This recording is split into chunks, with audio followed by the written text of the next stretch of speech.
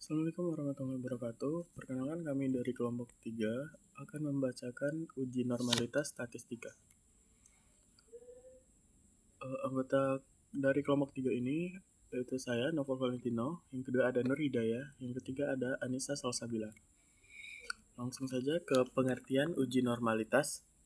Uji normalitas adalah prosedur statistik yang digunakan untuk mengetahui apakah data berasal dari populasi yang berdistribusi normal, sehingga menjadi langkah awal penting sebelum melakukan analisis lebih lanjut.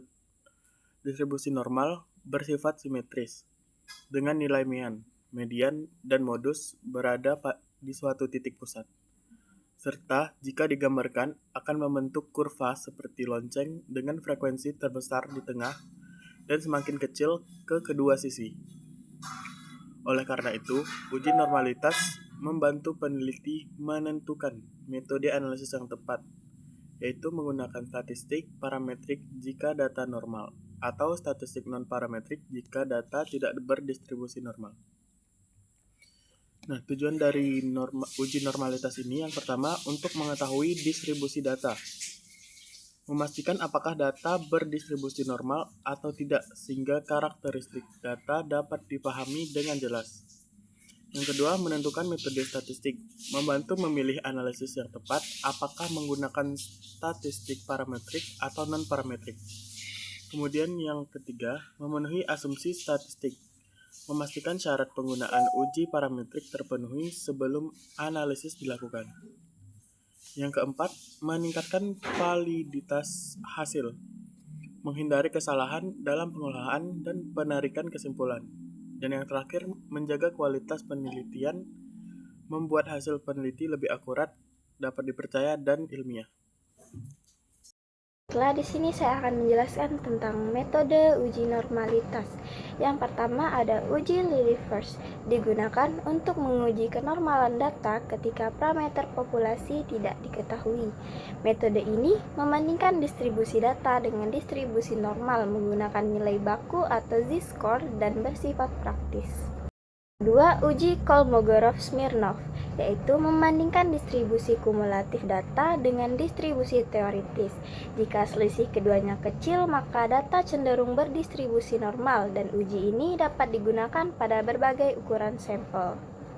Ketiga yaitu uji Shapiro-Wilk, digunakan terutama untuk sampel kecil karena memiliki tingkat akurasi dan sensitivitas yang tinggi dalam mendeteksi penyimpangan dari distribusi normal. 4. Uji grafik atau histogram dan kuantil-kuantil plot dilakukan secara visual. Data dikatakan normal jika histogram berbentuk lonceng, simetris, dan titik pada kuantil-kuantil plot mengikuti garis diagonal. 5. Uji skewness dan kurtosis, yaitu melihat kemencengan dan keruncingan distribusi data, yaitu nilai yang mendekati 0 menunjukkan data cenderung normal.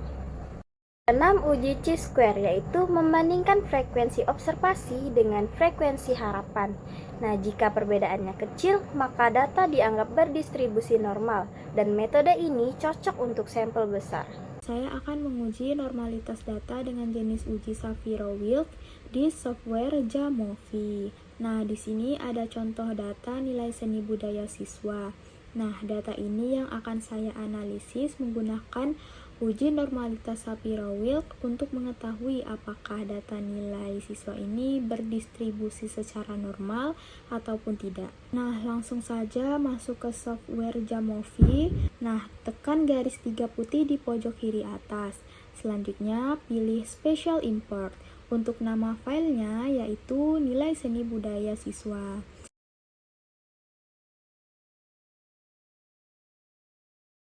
Nah, di sini datanya sudah masuk. Kita ganti skala datanya dari nominal ke continuous. Untuk melakukan uji normalitas data, kita pilih eksplorasi, terus ke deskriptif. Selanjutnya masukkan variabel nilai seni budaya ke variabel.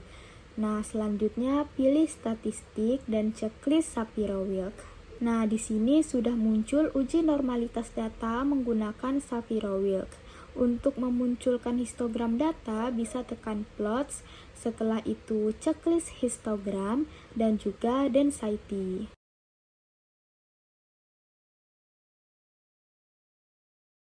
Output yang paling penting dalam uji normalitas data Shapiro-Wilk adalah di tabel deskriptif yang di Shapiro-Wilk P. Nah, maksud P di sini adalah p-value.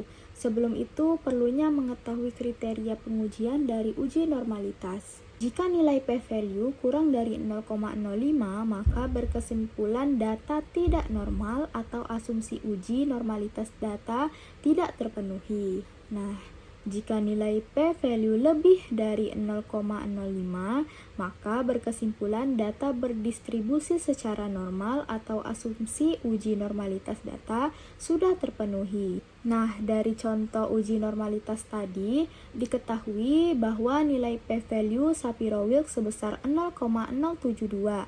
Nilai tersebut lebih besar dari 0,05. Maka bisa disimpulkan bahwa data yang digunakan berdistribusi secara normal. Sekian presentasi yang dapat disampaikan oleh kelompok 3. Kami ucapkan terima kasih. Assalamualaikum warahmatullahi wabarakatuh.